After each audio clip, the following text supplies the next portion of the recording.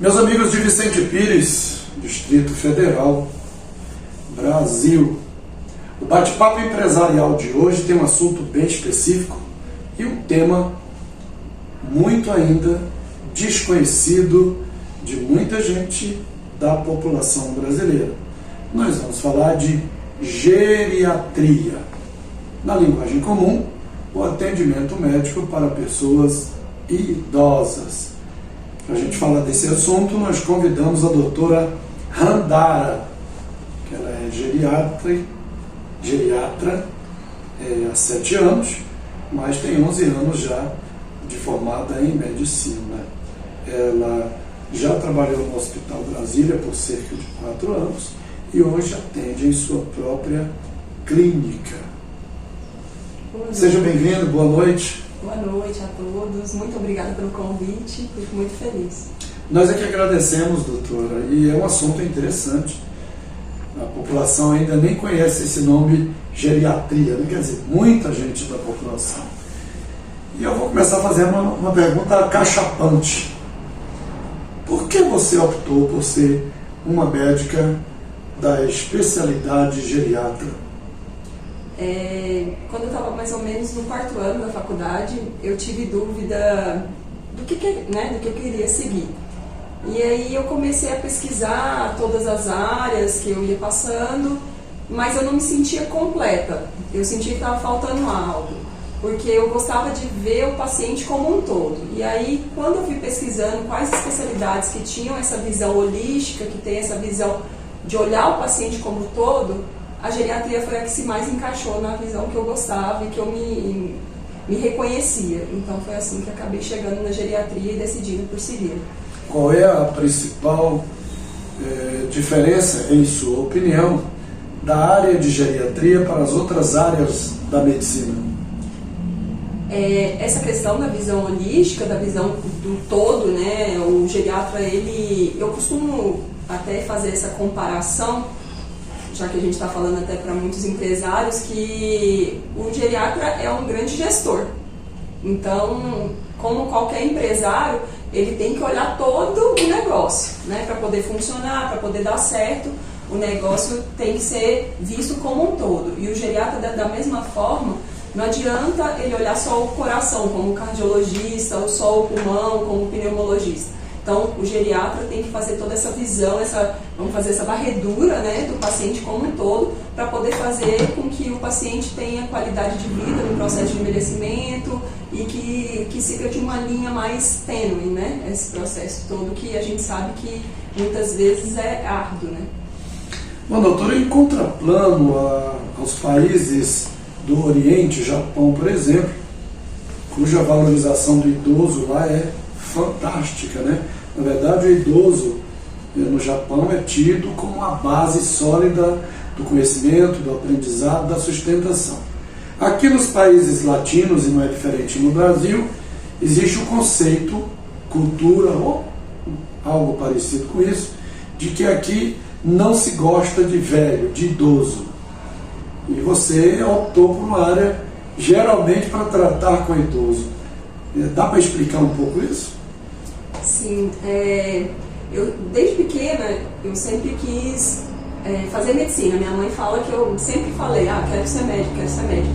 E uma coisa que eu sempre gostava muito era de escutar histórias das pessoas. Então eu gostava de ouvir. Então eu tenho esse lado de receber as informações. E eu acho que na geriatria tem isso. A gente tem que ser aberto a ouvir, porque normalmente é uma consulta prolongada, é uma consulta que sempre tem que ter uma conversa por trás para você conseguir tirar as informações todas. E aí, dessa forma foi que eu cheguei na geriatria. E até o que você está falando, que eu acho super interessante, é que a gente está tendo um movimento muito firme, principalmente pela Sociedade Brasileira de Geriatria e Gerontologia, que é contra o etarismo. Tá? Então, assim, a gente está tendo muito essa abordagem. Por quê? Porque explica isso para a população, então, que é o etarismo. As pessoas costumam definir, vou dar um exemplo, aquela cinquentona, né? Então, assim, começa a fazer certos estigmas dos processos de envelhecimento. E a gente está tentando fazer essa mudança. Uma mudança muito recente foi no Estatuto, que se chamava Estatuto do Idoso, e agora se chama Estatuto da Pessoa Idosa. A gente olhando, a gente acha que isso não tem um peso, mas sim, tem um peso. Porque você está olhando a pessoa.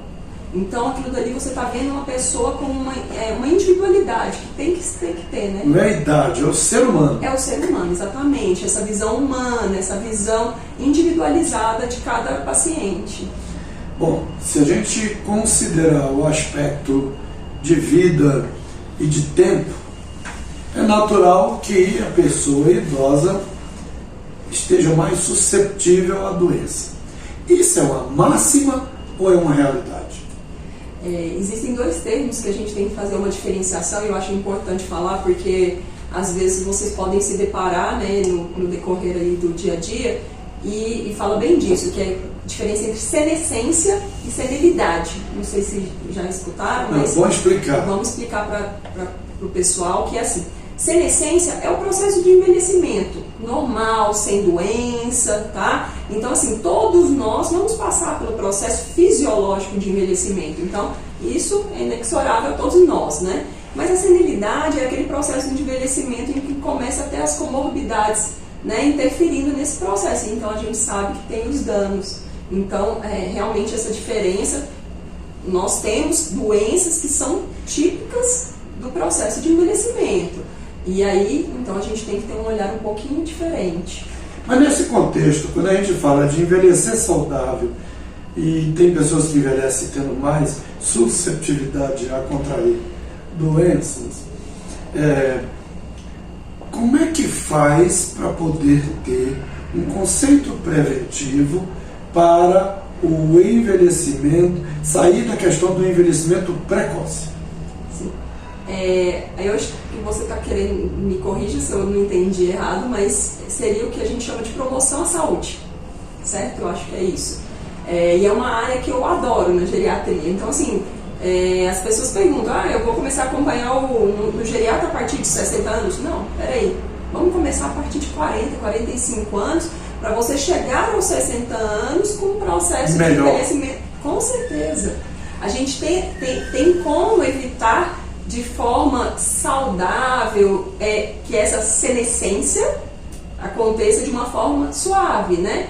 E aí a gente entra com certas situações que a gente acha que as pessoas ficam achando que sabe, o médico está falando de boca para fora, mas não é. Todo estudo mostra atividade física e uma boa dieta, e isso não tem nenhum estudo que vai contra. E aí a gente, com certeza, se a gente seguir nesse caminho e fazer os certos ajustes, a gente tem um processo de senescência muito mais tranquilo. Uma coisa que eu escuto muito, doutora, e aí eu não sou dessa área, não pode comer isso, não pode comer aquilo, não pode comer isso, não pode comer aquilo. Se a gente for analisar tudo que não pode comer, ele não come nada. Com certeza, se for dessa forma, sim. A gente vai virar o quê? Como é o nome do animal que só come frutas, legumes e folhas? Né? Panda. Tem vários animais, né? Eu não lembrei o nome agora, mas assim eu pergunto, é isso mesmo? Ou a gente pode comer tudo tendo a preocupação de evitar o excesso? Qual é que é a melhor verdade para isso? Ótima pergunta. A gente costuma falar que tudo, se a gente tem um equilíbrio, tem como você fazer da forma, né, que seja equilibrada, nem o excesso, nem o menos, né? Porque a gente também sabe que chega lá nos 80 anos, 70 anos, tem muitos pacientes que acabam emagrecendo, perdendo peso, né? Deixando de comer. Então, até isso também é uma preocupação. Então, o excesso e o menos também, nesse caso, é o equilíbrio. Então, eu falo, por exemplo, tem paciente que gosta de comer um doce, eu não vou tirar totalmente o doce, eu vou ajustar para que ele consiga ter aquele doce em algum momento da semana, mas em outros momentos ele consegue fazer uma dieta mais equilibrada, e aí em um dia ou outro ele faz um abuso. Eu falo isso porque assim, evite massas. Tem massa no pão de queijo, tem massa no macarrão, tem massa no arroz. Então você não come nada? Não, pelo contrário, a gente tem que comer também, porque também é importante, né? Então, se você souber, é o que a gente fala da dieta do Mediterrâneo, né, também. O que é a dieta do Mediterrâneo? Então. Porque a gente tem que considerar que quem está nos nem todo mundo sabe. Essa é uma linguagem específica. Exatamente. Né? Mas assim, a dieta do Mediterrâneo é uma das dietas que são preconizadas como uma dieta saudável, tá? Então, bastante salada, então legumes, verduras, né, folhas, fibras, né, castanhas, peixes, tá? Então assim, óleos também, né, azeites, então todos esses componentes, mas de uma forma bem colorida o prato. Isso daí é uma dieta bem enriquecida e cheia de nutrientes. Mas não que o paciente um dia pode sair e comer um bom macarrão, né? Eu, como sangue italiano, também adoro um macarrão, uma macarronada, uma lasanha. Lógico que pode. Se ele souber nos outros dias fazer atividade física para poder queimar esse carboidrato, né? Então, é tudo um equilíbrio entre o que entra e o que sai, às vezes, na atividade física. Então, a gente tem que saber fazer esse equilíbrio. Bom, então, a dica é comer um prato colorido. Sim, uma das dicas. Mas pode comer o preto e branco de vez em quando. Com certeza. Doutora, mexer com pessoas mais experientes, mais idosas, é também compreender a vida dessas pessoas para que o tratamento avance da forma circunstancial. Eu digo isso porque é assim em vendas, é assim em negócios, é assim num bate-papo, é assim numa conversa. É um outro conceito. É assim também na medicina? Na geriatria, sim. Eu consigo confirmar com você que na geriatria, sim. Uma das questões principais é que na geriatria existe um termo que a gente usa quando a gente vai fazer o atendimento do paciente idoso, quer dizer, do paciente, né? E como eu falei, a gente começa a atender às vezes pacientes, eu tenho pacientes no consultório a partir de 40 anos, que se chama anamnese geriátrica ampla. O que é isso? Tá? Então, assim, é como se fosse um questionário que a gente vai fazendo perguntas, mas a biografia do paciente é essencial. Você não pode chegar num paciente de 70 anos sem saber como que foi essa biografia dele, como que foi o antes dele. E assim, não envolve só ele, envolve a família.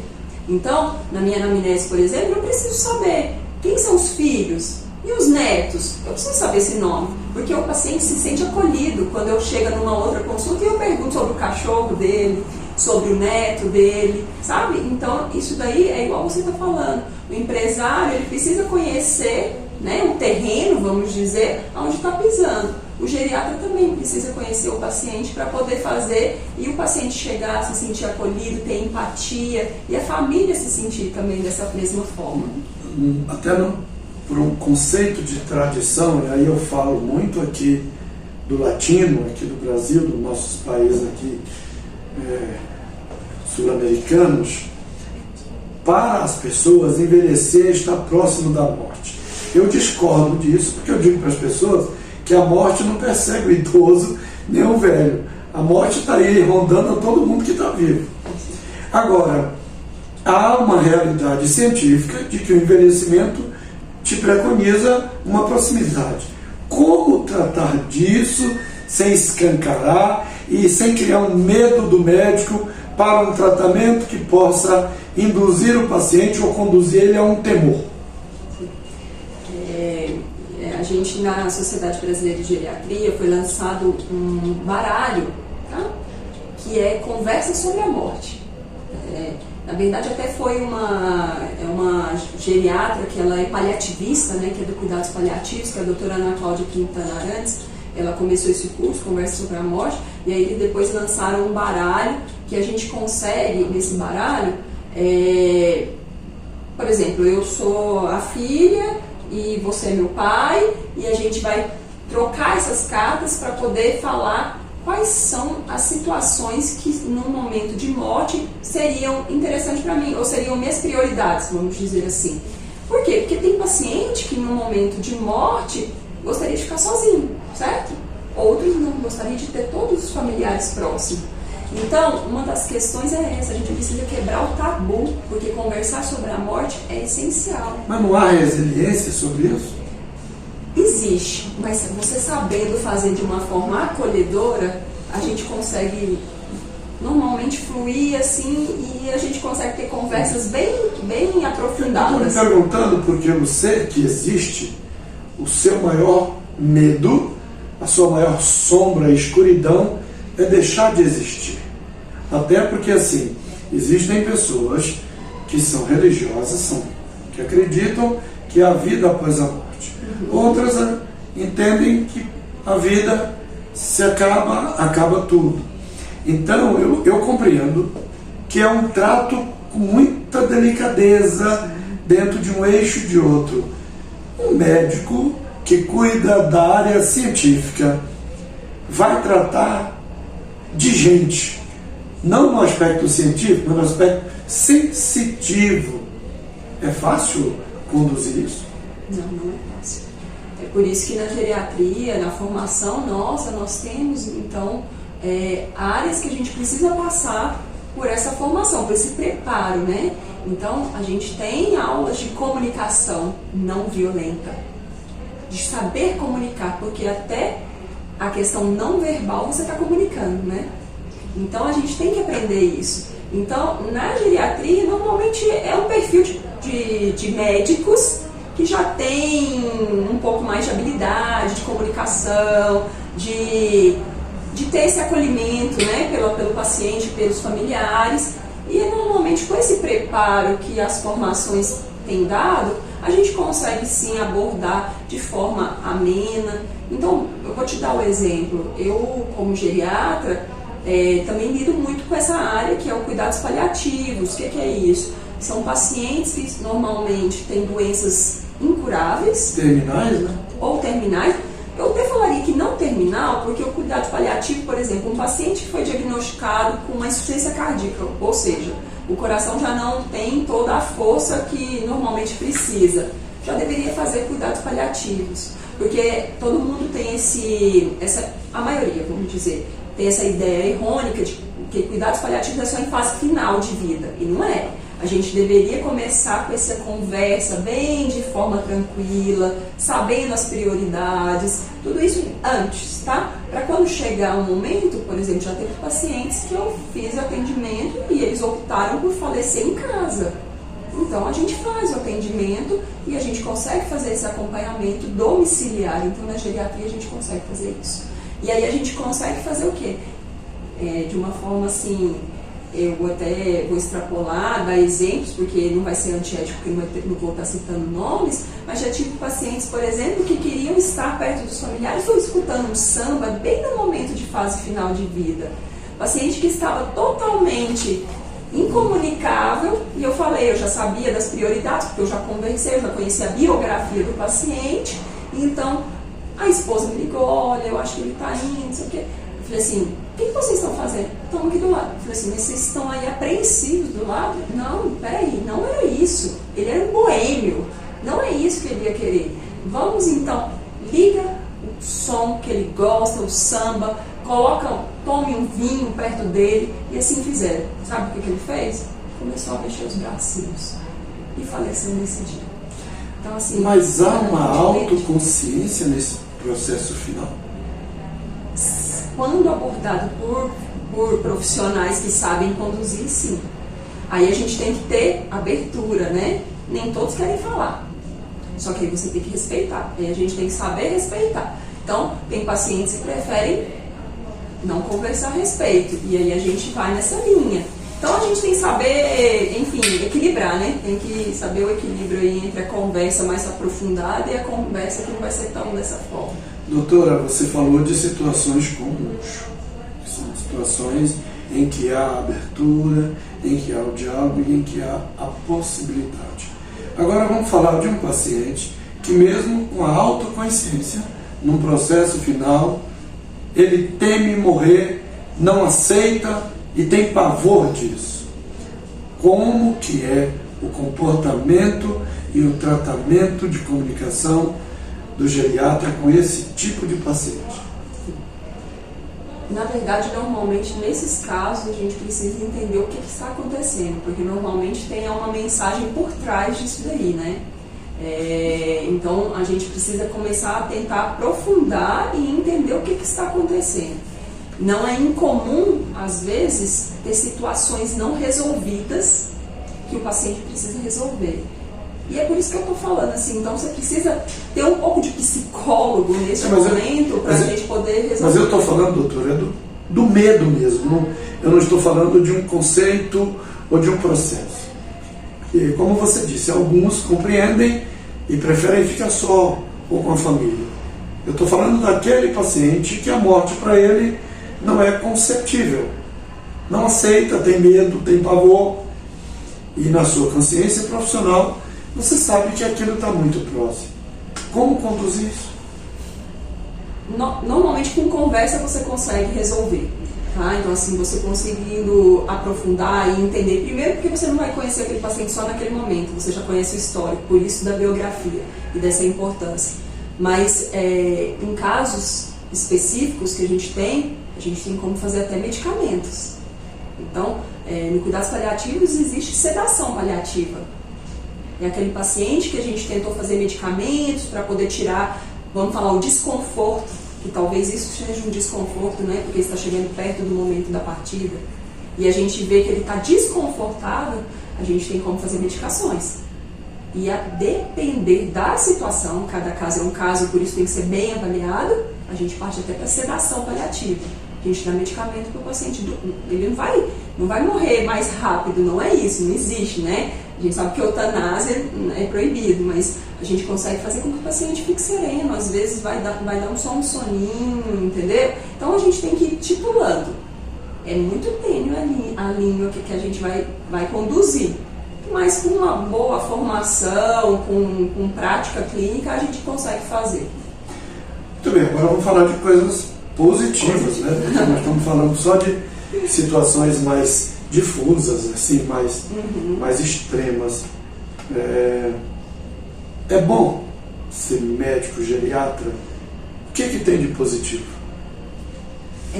Eu vou te falar que essa pandemia, eu estou pegando muitos casos de uma área da geriatria que é a neuropsiquiatria geriátrica, tá? Então, casos de demência, casos de depressão, principalmente, né, pela pandemia, então a gente está pegando um número muito aumentado de depressão.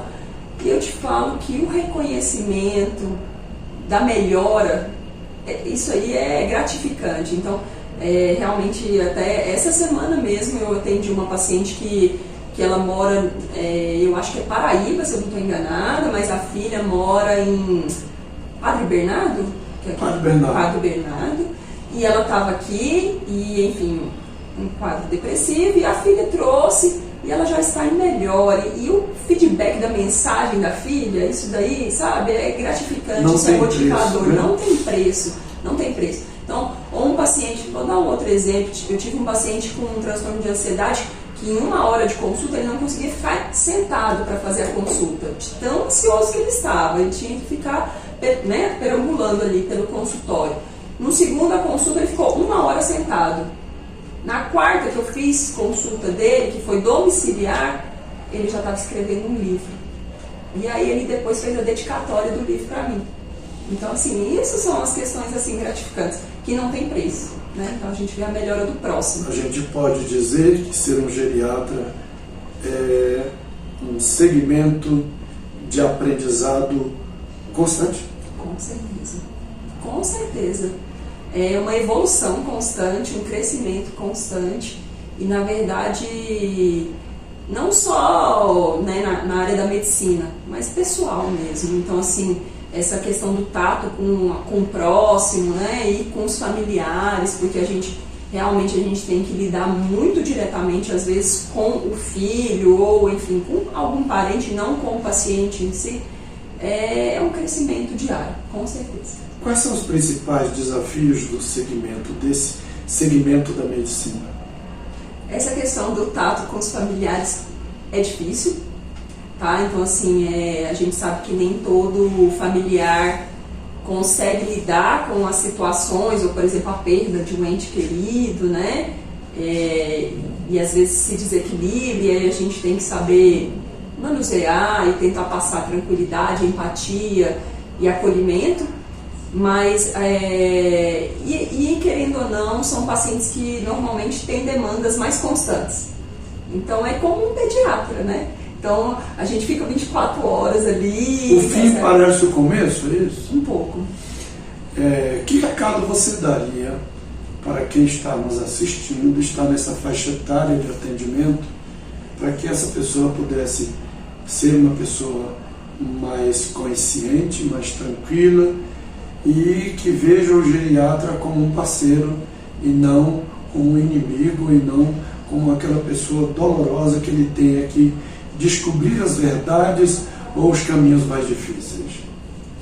Eu acho que o recado seria que o quanto antes procurar um geriatra, para a gente tentar fazer isso que eu mencionei sobre promoção à saúde, né? Então a gente tentar fazer rastreamentos precoces de doença, a gente tentar ter qualidade de vida e ver o geriatra que é isso. O geriatra é um amigo, então é um amigo do paciente, é um amigo dos familiares e normalmente consegue fazer com que esses processos que vão acontecendo sejam mais suaves e normalmente faz diagnóstico mais precoce, evitando internações, complicações, quedas, fraturas.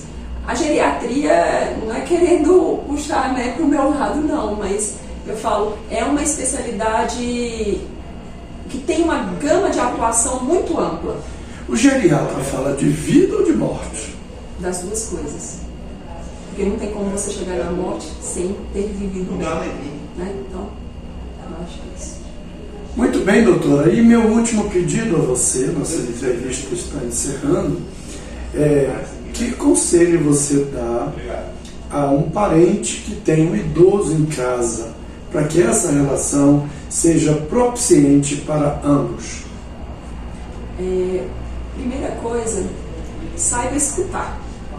Porque normalmente o idoso está querendo comunicar e nem todo familiar consegue ouvir ou queira ouvir o que o idoso está querendo falar.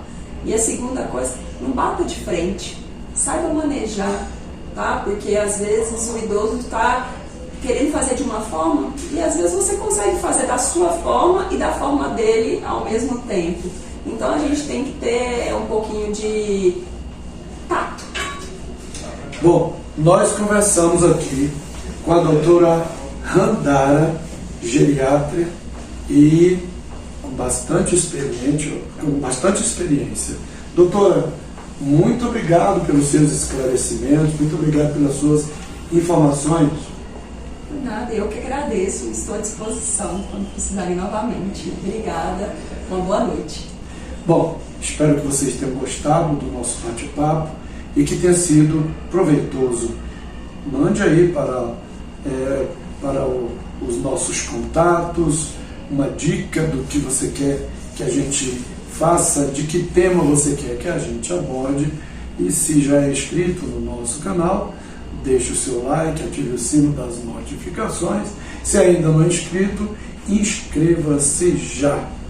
Meu nome é professor Anchieta Coimbra e é o que nós tínhamos para hoje. Até a próxima. Tchau, tchau.